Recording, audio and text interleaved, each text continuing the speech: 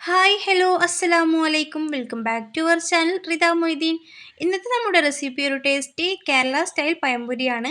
അപ്പോൾ എല്ലാവരും ഒന്ന് ട്രൈ നോക്കാം, ഫീഡ്ബാക്ക് അറിയിക്കുക. പഴംപൊരിയിലോട്ടായിട്ട് 4 പഴുത്ത പഴമാണ് ഞാൻ ഇവിടെ എടുത്തിട്ടുള്ളത്.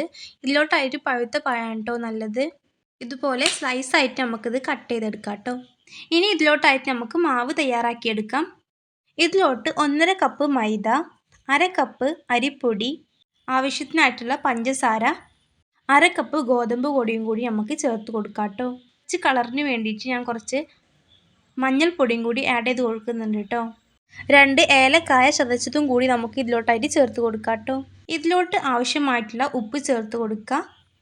ഇനി ഇതിലോട്ട് ആവശ്യത്തിനായിട്ടുള്ള വെള്ളം കൂടി ചേർത്ത് കൊടുത്ത് നന്നായിട്ട് മിക്സ് ചെയ്യാം കേട്ടോ. വീഡിയോയിൽ കാണുന്നൊരു സ്റ്റേറ്റ് ആണ് കേട്ടോ നമ്മുടെ മാവ് വേണ്ടത്. ഇപ്പോൾ നമ്മുടെ മാവ് ഇവിടെ തയ്യാറായി വന്നിട്ടുണ്ട്.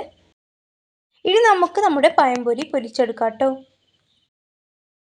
അതിനായിട്ട് നമ്മുടെ നേരത്തെ സ്ലൈസാക്കി വെച്ചുള്ള പഴം മാവിലോട്ട് മുക്കിയെടുക്കാം. ഇനി നമുക്ക് ഈ വെളിച്ചെണ്ണയിലോട്ട് ഇട്ട് കൊടുക്കാം കേട്ടോ. ഇനി ഈ വെളിച്ചെണ്ണയിൽ കിടന്ന് നമ്മുടെ പഴംപൊരിയൊക്കെ ഒന്ന് വെന്ത് വരട്ടെ.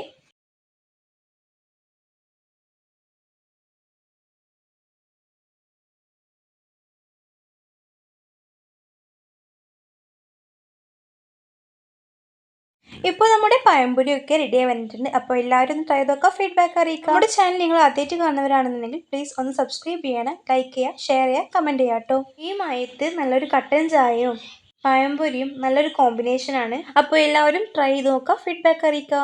അപ്പോൾ എല്ലാവർക്കും അസ്സലാമു അലൈക്കും. Thanks for watching.